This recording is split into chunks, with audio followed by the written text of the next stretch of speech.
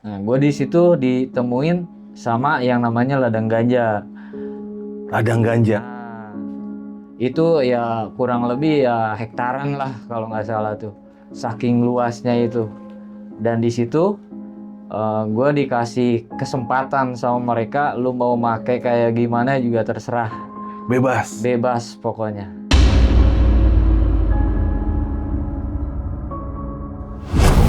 Si orang yang apa namanya, yang ngelendangin senjata itu nembakin senjata tuh ke atas dan nyuruh gue buat berhenti tanpa ada yang bergerak, tanpa ada yang ngomong. Kaget kan? Dari situ gue tanya nih, kenapa nih ya? Gua bilang,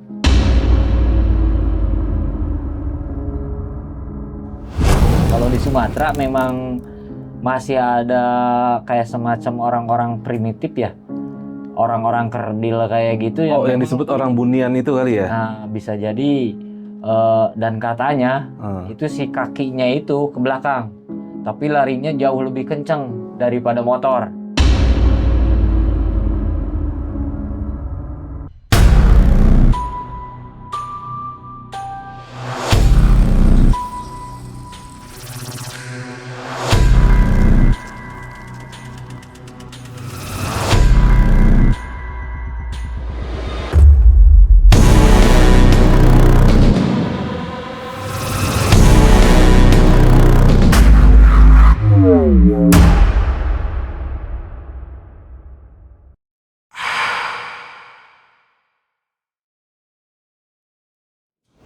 Assalamualaikum, brother.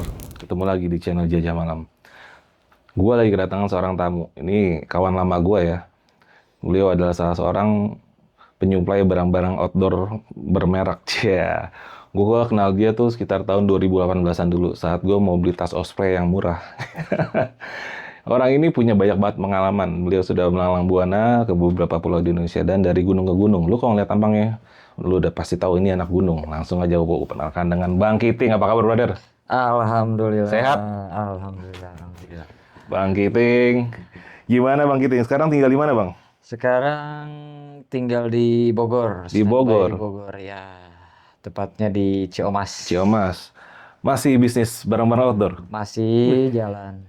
Nah, bro, buat lu semua nih yang senang barang-barang outdoor, terutama yang branded, nih gue rekomendasiin ke dia. Gue jamin lebih murah dibanding official. Cia, dimusuhin sama toko-toko outdoor lu. Bersaing lah, pokoknya Pokoknya bersaing bersaing ya harganya. di dunia peroutdooran. Nah, Bang Kiting, nanti nomor lu kalau ada yang mesen-mesen boleh gue Boleh, taruh di boleh, sini ya. boleh, boleh, boleh, boleh, boleh. Oke. Bang Kiting, nih sebelumnya gua kan kita dulu sempet 2018-an ya kalau nggak salah ya. Iya, Kita betul. ngobrol-ngobrol. Lu sempet ke beberapa gunung waktu itu ya. Ya, beberapa gunung di Indonesia Nah, pernah. bukan beberapa, banyak lu mah. Ya intinya nih, gua nggak mau yang biasa nih. Lu ceritain gua gunung yang langka-langka yang gue sendiri belum pernah nih. Apa ya? Apa dong? Leuser deh, yang panjang tuh.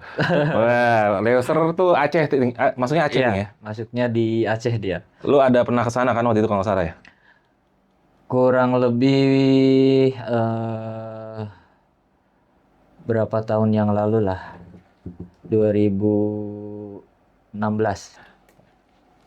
Lu gimana ceritanya, Ting? Tiba-tiba tuh lu bisa ngide ke Loser gitu. Itu kan gunung yang menurut gua nggak umum ya buat kita Ya, ya. anak-anak di Jawa gitu. Betul. Apalagi ya zaman-zaman ya dulu ya, di zaman gua sering naik gunung tuh, Leisure itu menjadi tempat ya istilahnya pegunungan favorit lah buat para pendaki gitu kan. Dan kebetulan waktu itu emang gue posisi lagi di Siantar, di Pematang Siantar, ada kawan di situ kan. Hmm. Ada kawan, udah beberapa bulan tuh dia ngajak, Ting, lu mau ke Kerinci apa mau ke Leuseur? Dia bilang gitu. Hmm. Leuseur aja lah, gue bilang.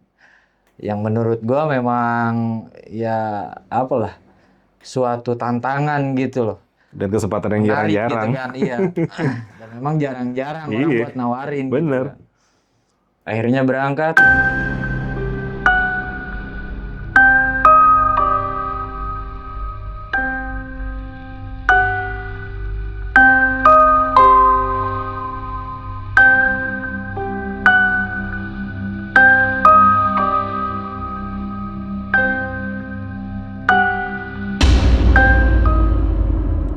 bareng tuh sama dia.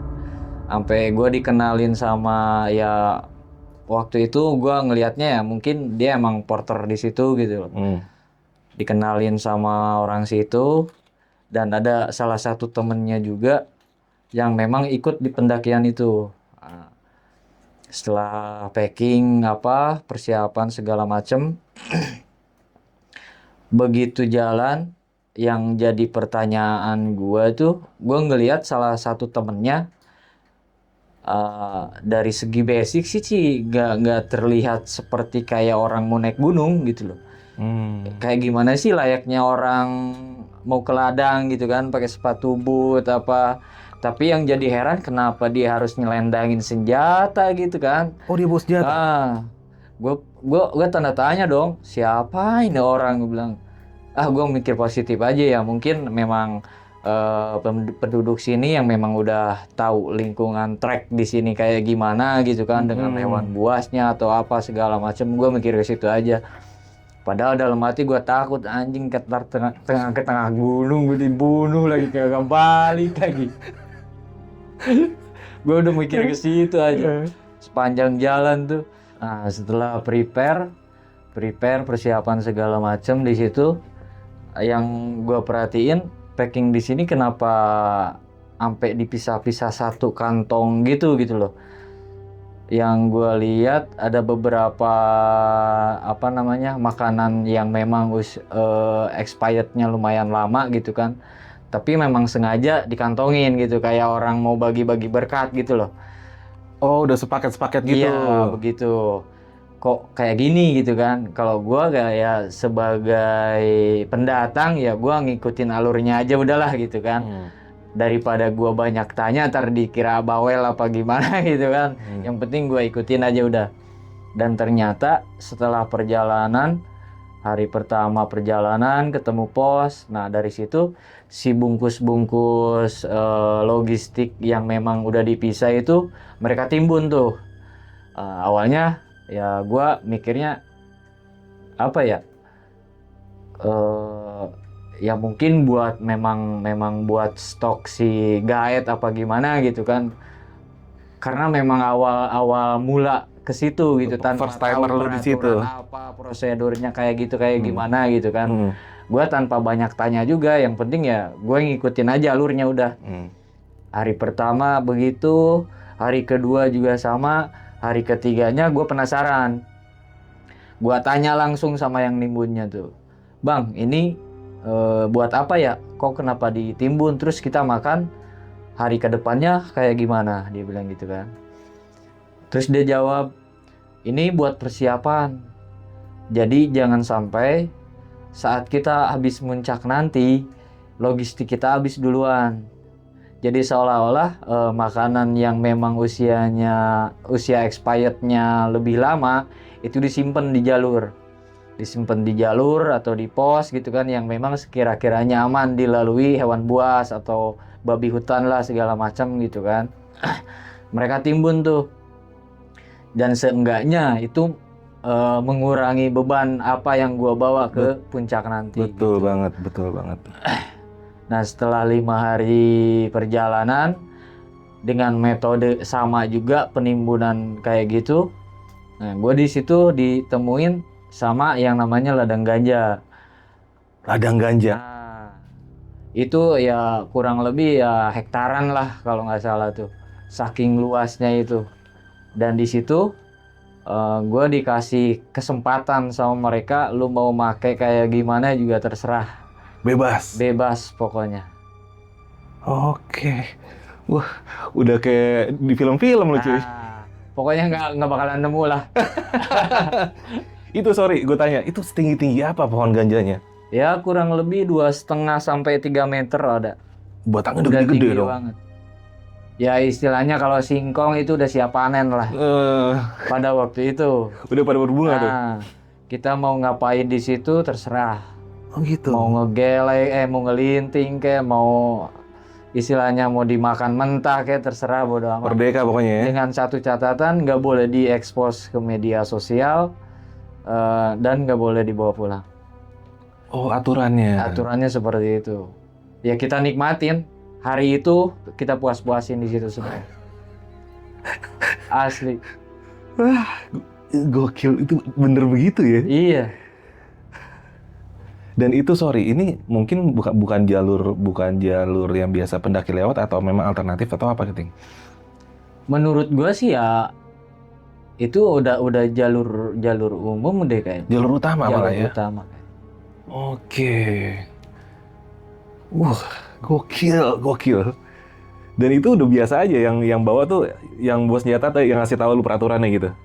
Ya mereka berdua udah tahu aturan di situ dan gua sama temen gue ini emang ya harus mau nggak mau ngikutin prosedurnya mereka. Oh Seperti gitu. itu. Semalaman lu di situ. Semalaman gua di situ. Padahal ya sebelumnya memang ya gua nikmatin juga gitu loh. Tapi ini lebih natural Lebih gitu natural kan. lagi. Iya, gua metik sendiri di situ. Anjir itu. Gitu ya. Gokil. Tuh semalaman tuh pada ketawa TV dong. Oh, udah ngaco lah pokoknya. Udah pada ngaco. Gitu sus. Setelah 5 hari itu pendakian di situ, besoknya kita langsung lanjutin perjalanan ke 6 hari, begitu seterusnya, selang semalam ngecamp, selang lagi sehari lagi menuju puncak tuh. Lu berarti, sorry gue potong, kalau malam itu lu nggak ada trekking malam? Nggak ada, karena memang ya gua ngelihat orang asing yang memang ya gua anggap itu guide yang bawa senjata itu, ya mungkin gue mikirnya mungkin di sini hewan buasnya memang masih ada gitu kan. Oh, jadi rawan banget kalau malam. Begitu. Ya bisa jadi ada babi hutan atau enggak harimau Sumatera dengan gagahnya gitu di hadapan muka, kan ngeri juga gitu kan. Masuknya hutan barisan, bukit barisan sih ya? Iya, Iya, masih harimau, benar. karena memang iya nembus dari Medan ke Aceh itu bukit barisan tuh ada gitu, tembus. Bahkan begitu gua nyampe puncak pun, itu yang dinamain puncaknya Leser itu ya masih di bawah pohon, bukan di atas gunung yang kayak di Jawa kita, enggak. Oh gitu. Berarti nggak bener-bener di puncak di atas, enggak? Karena memang beberapa pernah ke Sibuatan yang memang treknya bener-bener gue jalan di punggungan bukit, itu puncaknya Sibuatan itu ya posisi gue masih di bawah pohon. Bahkan ya lembabnya hutannya itu masih berasa, tapi mereka bilang ini puncaknya. Tapi vegetasi sudah pendek? Nggak begitu. Nggak gitu juga? Nggak begitu juga. Unik ya? Itulah makanya ya awal tahun 2013 dulu ya bisa di satu sisi gue udah ngerasa bosen jalan di Jawa karena memang ya gue ngerasa hutan di Jawa ya kebanyakannya sabana kan. Gue nyoba berani jalan keluar ya mungkin memang gue bisa temuinnya itu di luar daripada Pulau Jawa ya di situ. Termasuk Sumatera ini gue bener-bener ya rindulah kalau sewaktu-waktu ya gue balik ke Bogor atau enggak ya gue di mana gitu kan, gue pasti bakalan kangen sama suasana lembabnya hutan-hutan di luar daripada Pulau Jawa gitu. Beda ya? Beda banget. Oke. Wah, berarti lu akhirnya sampai puncak di hari ke-7. 7 hari 7 tuh. hari perjalanan. Gila, Argopuro aja kita cuma lebih panjang dari Argopuro berarti kira-kira. Hitungannya 14 hari. 14 hari. Itu normalnya. PP itu ya? Iya. Argopuro kan kita lintas aja sekitar Karena 4 memang hari. Si guide sama orang setempat situ memang sudah mengukur waktu kita harus berangkat dan sampai jam berapa di shelter sana gitu. Mereka sudah ngukur waktu, jadi jangan sampai ya kita delay sehari, nggak bisa. Masalahnya ada makanan di bawah yang memang nanti harus kita jemput, harus kita makan gitu kan. Manajemen logistik berarti Iya, di situ ya. begitu. Iya. Memang segala sesuatunya ya dulu ya. Segala sesuatunya itu ya memang dalam pendakian memang harus benar-benar nggak cuman siap duit, nggak cuman siap fisik gitu loh. Tapi emang mental dan Manajemen logistik. manajemennya emang harus benar-benar matang gitu loh. Ya untuk perjalanan panjang ya manajemen logistik tuh kunci itu. Kalau Iya, kita udah salah, pasti itu. hancur-hancuran tuh semua. Iya.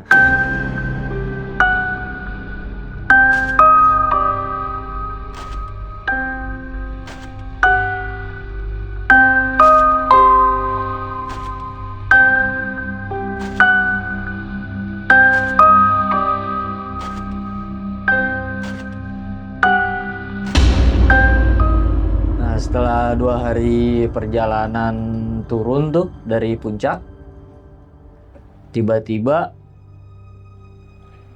si orang yang yang ngelendangin senjata itu nembakin senjata tuh ke atas dan nyuruh gue buat berhenti tanpa ada yang bergerak, tanpa ada yang ngomong. Kaget kan?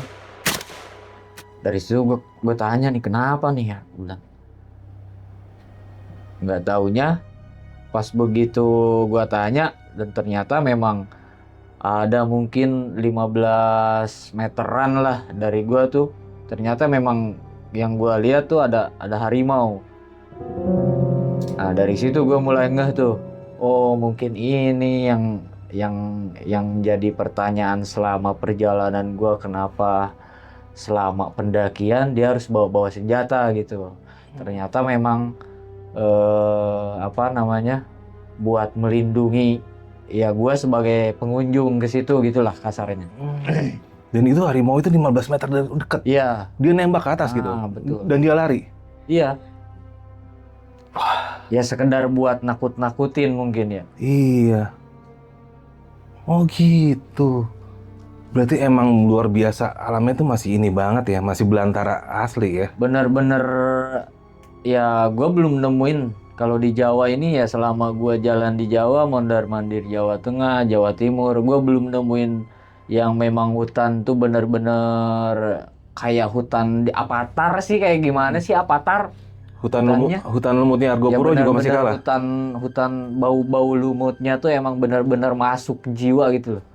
Dibanding hutan lumutnya Argopuro, bro? Ya kalau di Argopuro tidak begitu jauh ya. Jaraknya ya kan? Paling 20 menit kalau lah itu. Kalau ini sepanjang jalur trek, lu begitu ya suguhannya udah. Wah, gokil.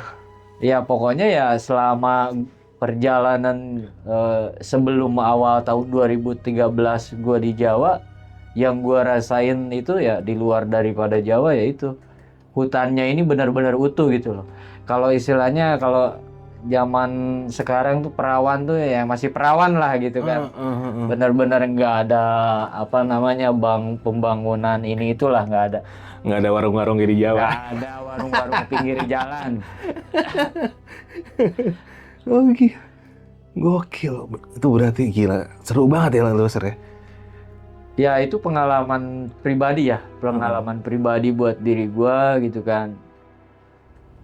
Ya di luar daripada Pulau Jawa ya, yang gua dapetin ya itu. Selain daripada keanehan-keanehan, keunikan-keunikan gitu kan.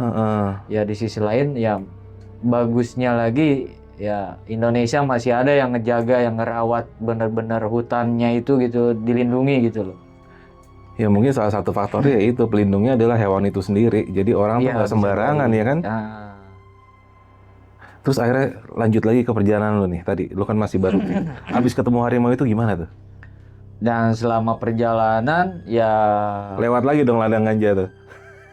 Oh beda dia jadi semacam kayak lintas. Oh turunnya beda jalur. Oke. Beda jalur. Tapi masih tetap ketemu pos itu juga. Oh titiknya kayak kita turun Pangrango lah, mecah sini ketemu lagi situ. Oh gitu. Itu masing-masing pos itu berapa lama bro ini ya? Ya patokan mungkin ya karena memang jalan santai kali ya, hitungan 1 hari. 1 hari 1 pos? Hari. Gokil. Sebenarnya sih ya mungkin bisa aja sampai 6-7 jam ada lah yang memang jaraknya jauh lebih dekat gitu kan. Tapi karena memang pada waktu itu gua ngikutin prosedurnya mereka gitu ya, gua ikutin gimana jalannya mereka gitu kan. Gua nggak bisa istilahnya ya berjalan sendiri di situ, nggak bisa. Sekalipun ada yang memang temen gua yang udah beberapa kali pernah ke situ. Ya tapi kan tetap mau nggak mau ya gua harus ngikutin prosedurnya mereka. Kalau mereka ngeres ya gua ngeres, ngecamp ya ngecamp gitu. Dan itu saat lu arah balik itu pas ngegali makanan itu masih utuh dan Masih ada, masih aman. Karena memang ya mau nggak mau ya kita harus pinter.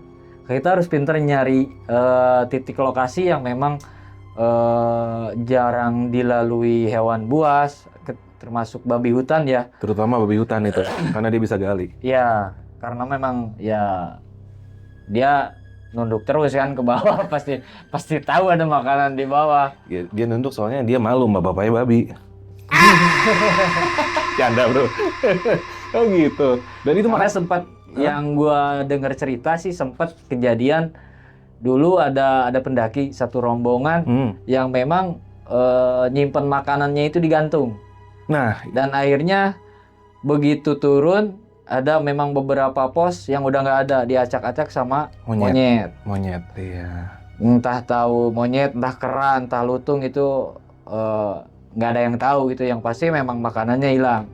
Dan salah satu cara yang paling aman ya itu kita harus pinter nyari tempat yang memang jarang dilalui hewan buas gitu kan.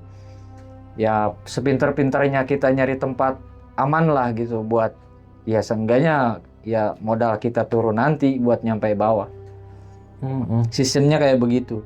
Itu waktu di zaman gua ya. Nggak tahu kalau sekarang kan udah modern gitu loh. Benar. Orang lebih malah sekarang orang lebih banyak naik gunung tuh kayak semacam kejar-kejaran sama waktu gitu kan. Kalau di zaman gua pada waktu itu kan emang naik gunung tuh benar-benar kita belajar dari yang namanya alam gitu kan. Betul. Benar-benar ya nikmatin perjalanan itu sendiri gitu loh. Benar.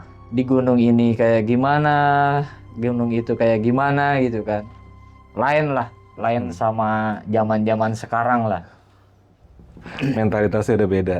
Iya betul.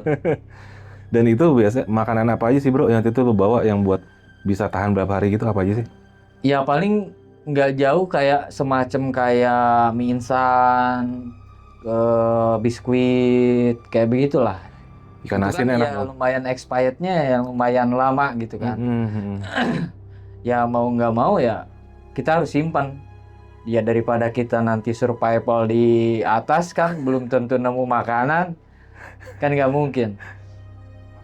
Kalau semacam kayak kayak bahan-bahan logistik yang memang besoknya bisa basi, mau nggak mau ya Jadi dimakan kita duluan. dimakan lebih dulu Iya. selama perjalanan naik.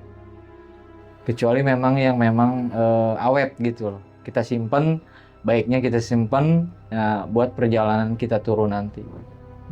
Itu kalau boleh tahu kondisi treknya tuh gimana bro? Kalau itu kan bisa dibilang nih jarak panjang ya. Panjang itu biasanya kan nggak ekstrim, biasanya cenderung landai kayak model Argo Puro gitu. Itu apa gimana? Bedanya gimana tuh? Oh kalau di sana gimana ya? Ya namanya naik gunung pasti nanjak kali ya. Iya. Cuma Dia pasti nanjak. jadi perbedaannya itu di sana tuh gue lebih ngerasa ya naik turunnya itu berasa banget gitu. Nggak ada istilah jalur landai lah apa gitu. Naik turunnya itu berasa banget. Turun tuh bener-bener turun, nanti kita naik lagi, nanjak lagi begitu. Oh. Jadi bener-bener Naik turun kayak lembah. Oh capek cuy. Lebih gila pokoknya. Tapi itu ya memang momen-momen yang memang ya gua dapat daripada luar Jawa. Iya. Oh, nggak landai Argo Puro gitu kan, sabana ya kan? Oh nggak ada. Nggak ada. Kita bener-bener posisi ada di dalam hutan. Yang kata gua bilang kita udah kayak di dunia Avatar gitu. Bener-bener bau lembabnya gitu kan.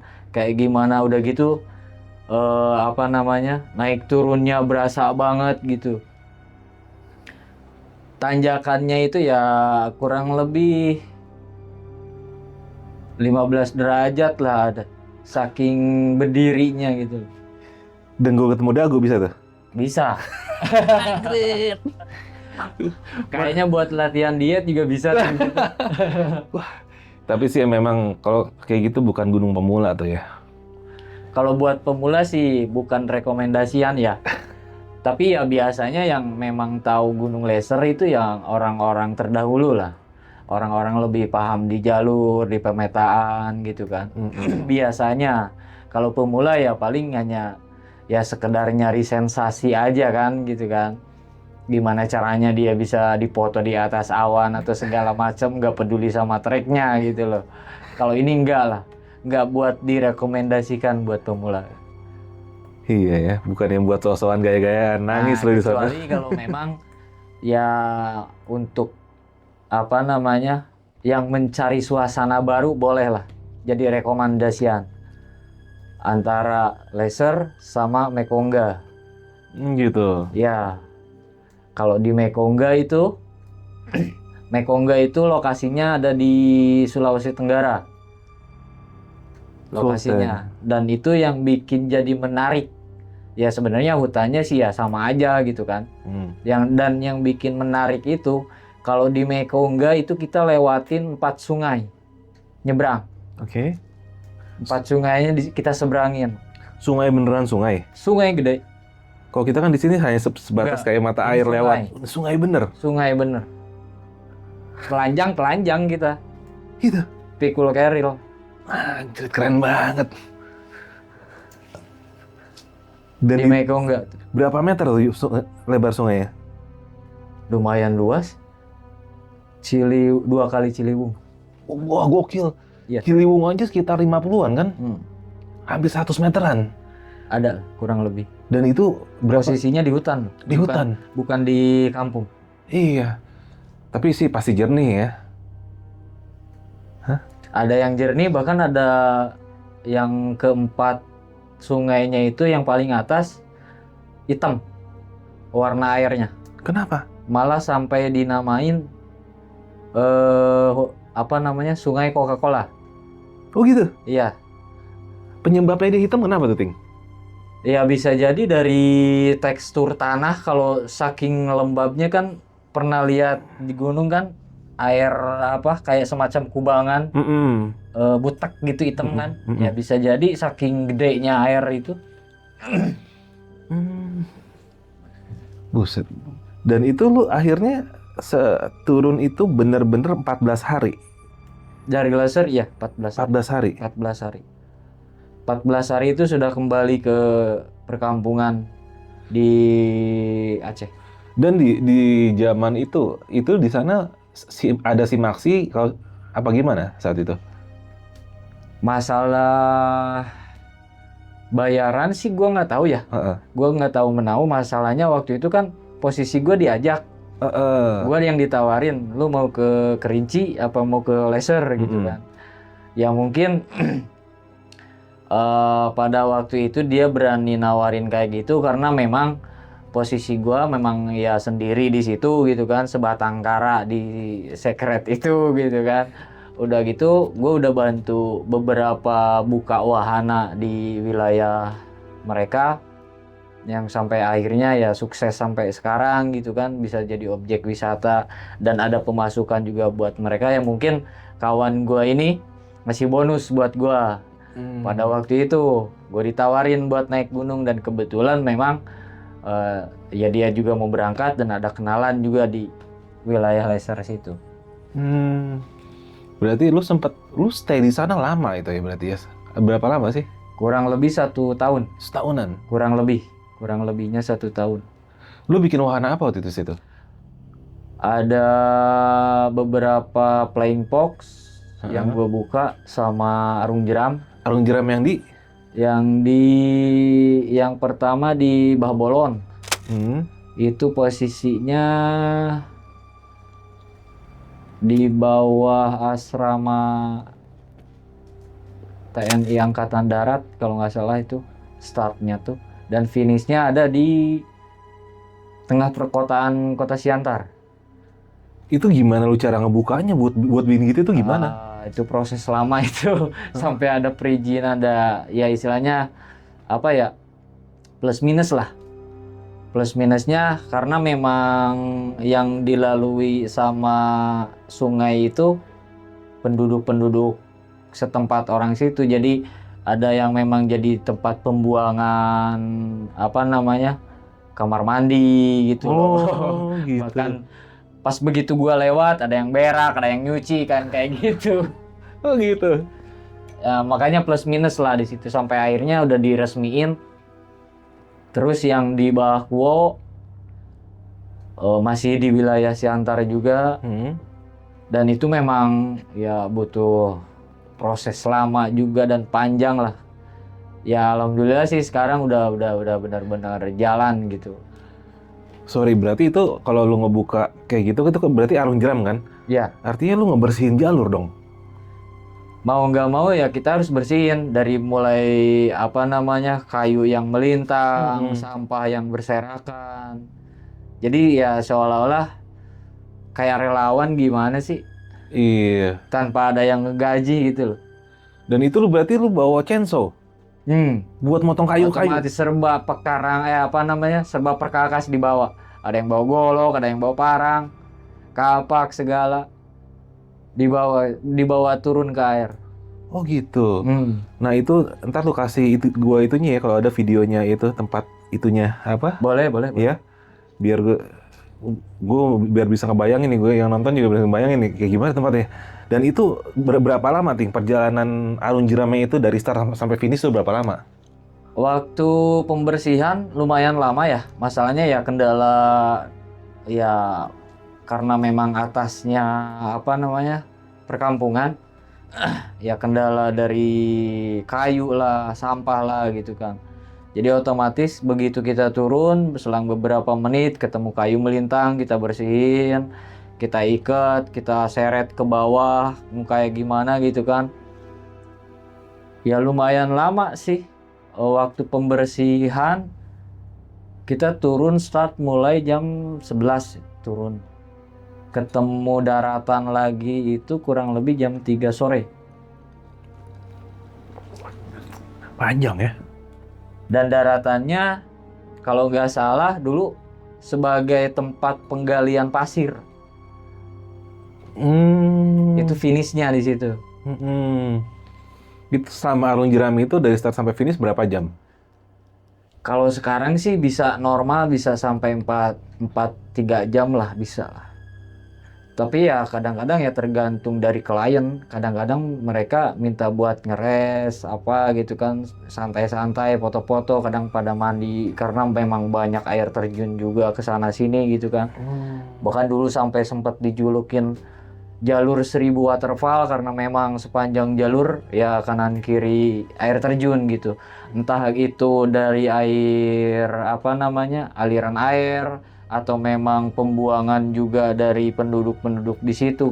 Gua nggak ngerti, masalahnya posisi si tebing lumayan tinggi dari dasar dari apa namanya, dari air itu ke atas tebing itu lumayan cukup tinggi. Dan kita itu udah semacam kayak bukan di dunia nyata gitu loh. Kayak semacam ada lagi di lorong mana gitu kan. Bahkan si arus air saja nggak ketahuan itu belok ke kiri apa ke kanan apa gimana gitu, kita nggak tahu. Karena tebing. Saking tingginya tebing.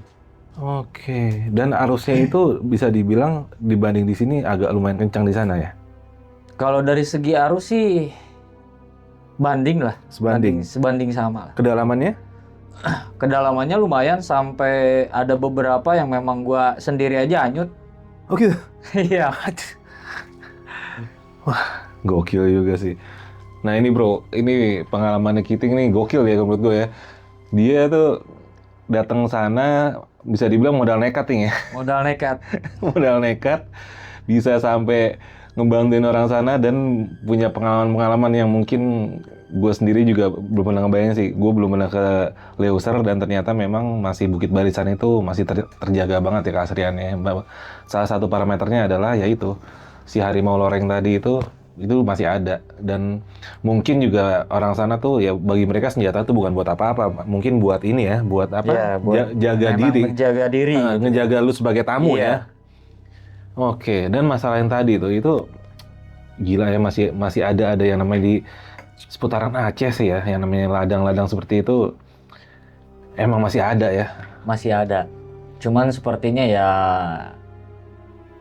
benar-benar dilindungi gitu. Benar-benar dijaga gitu. Makanya nggak sembarangan orang ya bisa ngelintasin ladang itu. Tapi memang itu benar-benar ada. Benar ada. Benar-benar ada. Mungkin sih kalau gue rasa kalau bukan orang yang kenal amat, mungkin jalurnya seperti yang lu bilang tadi, nggak lewat situ di bawahnya. Karena Iya. ya gua rasa sih ya kalau sampai turun lewat ke situ lagi bisa jadi gue juga bekal ke rumah. Itu ngindarin kali ya. Iya, ngindarin kali ya. Bener Ding. Ya mungkin dia Ya, pengalaman. logis lah. Mm-mm. Ya logis. Kalau sampai lewat situ lagi, oh bekal gue nanti Iya. pasti. Masa ya segenggam dua genggam nggak bawa. Nah, itu. Bro, jangan ditiru bro. Ini zaman dulu. Gitu.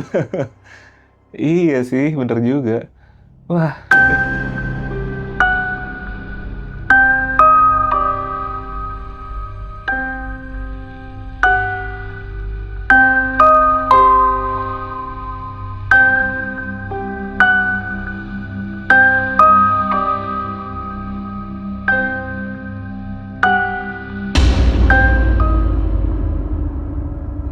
Beda emang. Zaman dulu sama zaman-zaman ya. Kalau sekarang ya cenderung orang naik gunung itu hanya sebatas apa ya?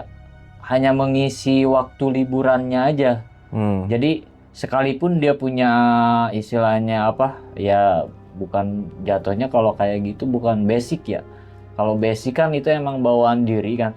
Kalau ini hobi lah, bisa jadi bilang hobi lah. Tren, Sekalipun lebih ke arah tren. Lebih dari tren lah.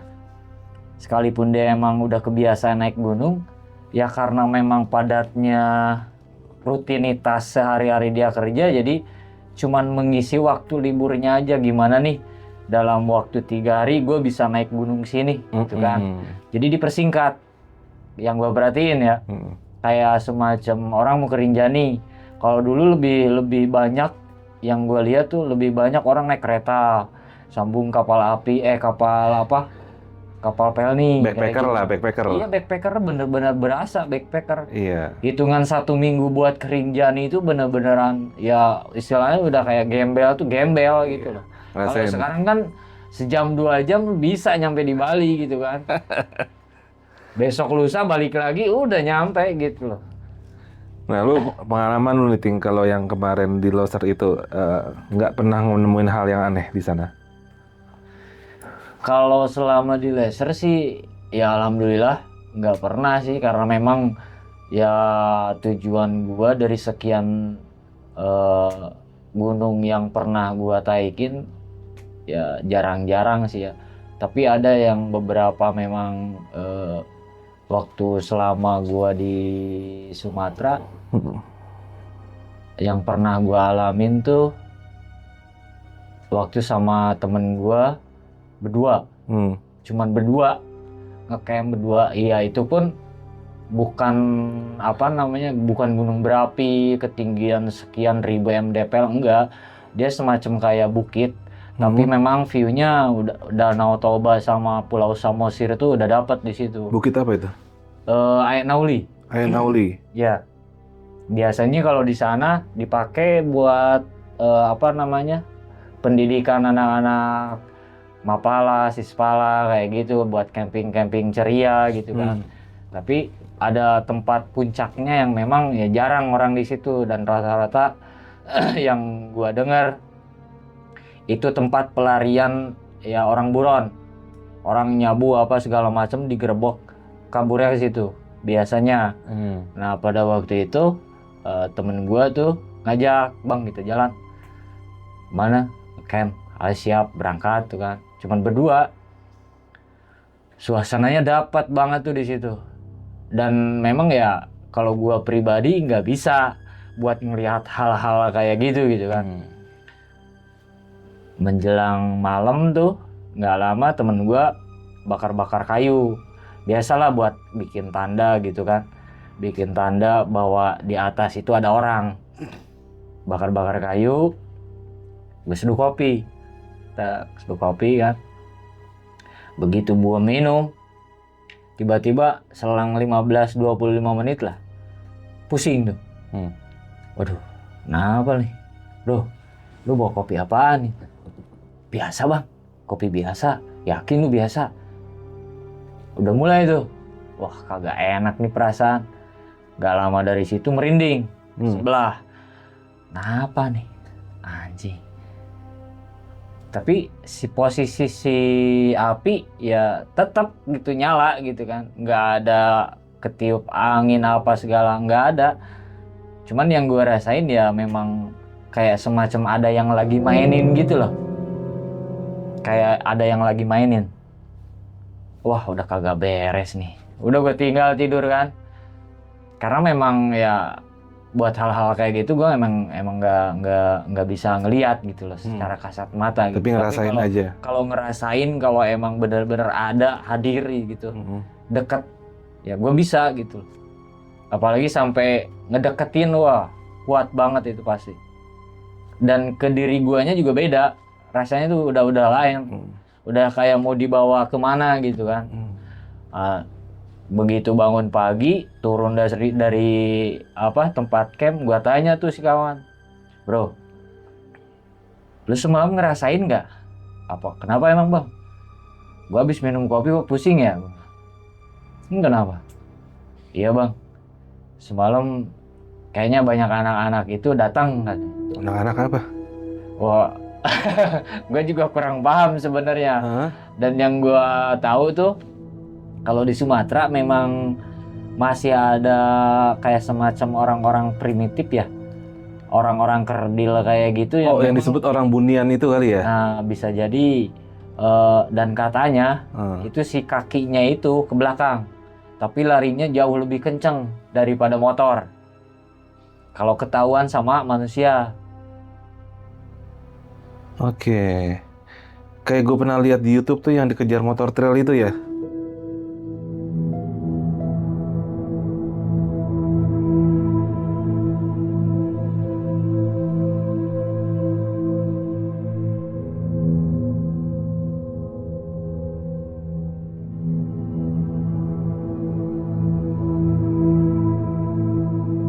Iya kan? Mungkin bisa jadi seperti itu. Dan itu gue ngerasain pas malam begitu gue nyeduh kopi itu, nggak lama dari situ gue udah ngerasa ada yang datang, ada yang aneh gitu kan. Dan kata teman gue ini, ya memang dia lebih dominan kayak mainin api kayak gitu. Jadi ngelilingin api gitu. Gue bukan berarti percaya nggak percaya hal-hal kayak gitu ya. Masalahnya ya emang beberapa perjalanan juga ya pernah gue alamin gitu loh. Dari mulai gue naik bertiga, begitu tidur, bangun tidur kaki jadi 4, kan pernah tuh kayak gitu. Serius. Kaki jadi 4 gimana? Iya, dalam tenda gue naik bertiga nih. Naik bertiga, gak lama tengah malam, saking dinginnya gue kan pengen kencing tuh kan, sampai kagak jadi tuh kencing. Kan otomatis namanya orang naik gunung pakai sleeping bag semua dong. Perasaan gue naik bertiga, kenapa kakinya jadi 4? 4 pasang. Iya jadi 4. Iya. Tapi berjejer masih di dalam tenda gitu. Gue nggak ngelihat mukanya karena memang posisi emang gelap kan dalam tenda. Dan nggak mau ngeliat juga. Iya. Gue sampai kagak jadi, udah tidur lagi. Begitu turun, gue tanya salah satu dari mereka tuh, lu masukin orang semalam? Kagak bang. Lu kagak. Terus kaki siapa yang semalam, gue gitu kan? Kenapa bang? Enggak apa-apa, gue gitu kan. Bukan berarti gue nggak percaya dalam segi mistik kayak gitu, bukan berarti nggak percaya gitu. Karena memang benar-benar ya ada gitu kan. Ada, cuma mungkin kitanya nggak peka ya. Ya itu. Mm. Ya mungkin bagi sebagian orang yang lebih peka mungkin punya cerita yang lebih bisa detail ya kan. Ya betul.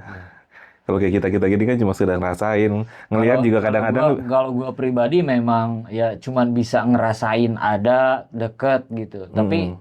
kasat mata nggak bisa ngelihat gitu. Iya. Dan mereka emang ada ratingnya. Gokil. Nah ini berarti lu keren juga sih, dan akhirnya lu balik dari sana tuh setelah setahun ya. 1 tahun gue di sana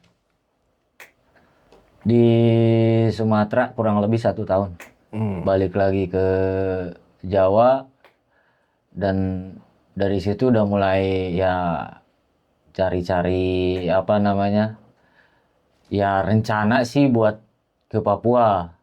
Tapi karena memang ya kondisi sama apa situasinya nggak memungkinkan sampai sekarang belum berangkat ke sana. Bye-bye lu, Papua. Keras cuy. Keras cuy. Gokil. Disembelih aja lu. Gua jalan ke Sulawesi aja ngelihat apa namanya orang gembala sapi. Hmm. Kalau di Sulawesi kan memang ternyata orang gembala itu liar gitu aja. Nggak pernah di ladang ini, ladang itu enggak. Nabrak pernah waktu itu. Terus? Jalan malam-malam nabrak sapi. Hah. Tengah jalan. Pakai motor? Iya, Terus? karena memang nggak ada yang punyanya udah. Jadi dibiarin gitu aja, lepas gitu aja udah. Gimana kalau di sono lebih timur lagi, bisa jadi babi gue tabrak. Nah, kalau lu nabrak di daerah agak-agak Papua repot tuh hitungannya. Ini 1 ekor nih, lu ganti rugi. Iya, Hitungannya sama dia, ini babi nanti bulan depan bisa beranak sekian. Ini hitungannya pusing. repot lagi. Oke, oke bro, ini pengalaman Bang Gitu ini keren ya. Dia petualang sejati lah menurut gua, yang bisa nekat berani kemana-mana sendirian. Gokil itu bro. Jadi ini mudah-mudahan bisa jadi pengalaman juga ya buat lu sendiri dan buat gue juga, walaupun ditanya sebatas ngebayangin. Nah ini Ting, sebelum kita tutup nih, lu pesan lu buat yang nonton dari apa yang lu omongin barusan apa sih Ting? Ya kalau pesen gue sih apa ya, kalau dari segi pendakian ya minimal selain daripada persiapan di peralatan gitu kan. Ya kalau mungkin kalau dari segi peralatan untuk zaman sekarang gampang lah buat dicari gitu kan. Tapi ya di satu sisi ya lu harus emang bener-bener siap fisik, siap mental gitu kan. Dan memang ya menurut gua ya taat sama peraturan-peraturan yang memang sekarang banyak banget gitu yang dibuat di Taman Nasional.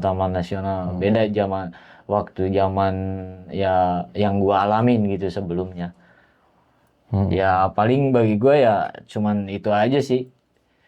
Naik gunung itu ya bukan buat main-main lah gitu kan. Iya, setuju. Apalagi ya buat sekedar nyari sensasi atau apa namanya follower banyak gitu. Oh enggak banget lah. Enggak lah gitu. Enggak buat ke situ gitu arahnya.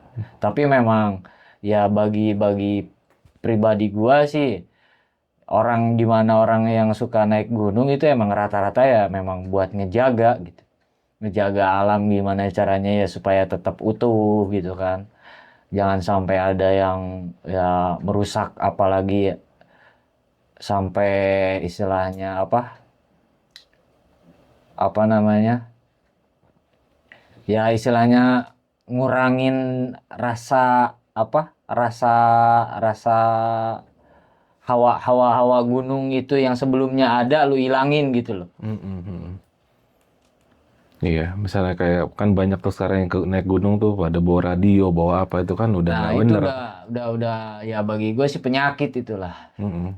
Kalau dulu sih zaman gue model-model begitu ya jangankan bawa hal-hal kayak gitu ya, kayak semacam bawa apa namanya musik box kayak gitu udah wah risih gitu jatuhnya, udah Iya. main tegur gitu loh. Kalau sekarang sepertinya udah jadi familiar gitu kan. Iya, lu coba di Putri atau di Surken itu kan udah kayak orkes. Wah, Udah udah pusing lain gitu. lah. Sekarang udah kayak pasar malam. Iya.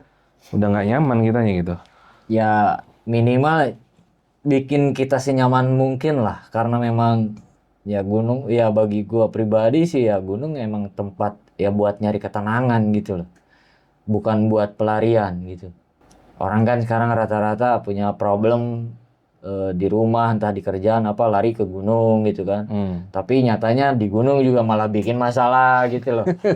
Yang ada bukan bikin hidup lu jadi tenang, malah makin rusuh gitu kan. Malah menambah masalah. Oke.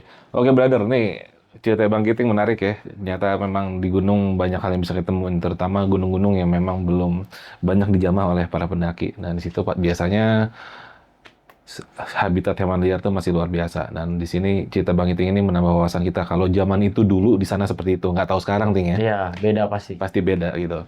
Ya, mudah-mudahan dari sini kita bisa dapat gambaran apa dan bagaimana pendaki zaman dulu. Karena dia sudah tua dan gue masih muda. Oke, brother. Ting, sebelumnya thank you banget untuk semuanya Ya. nih, Ting. Untuk Terima lo kasih. pengalaman lo udah keren banget dan mudah-mudahan ini bisa berguna buat yang nonton ya. Amin. Buat lu bro yang pengen cerita kayak Bang Kiting, lu bisa nomor WhatsApp di sini, lu voice note gimana, nanti gue bisa hubungin lu balik. Kalau Bang Kiting dia yang gue telepon, dia gue suruh datang. Dia nggak voice note gue. Oke, gue Arfi di Jam Malam dan Bang Kiting dulu Ting ya. Sampai ketemu di episode selanjutnya. Assalamualaikum warahmatullahi wabarakatuh.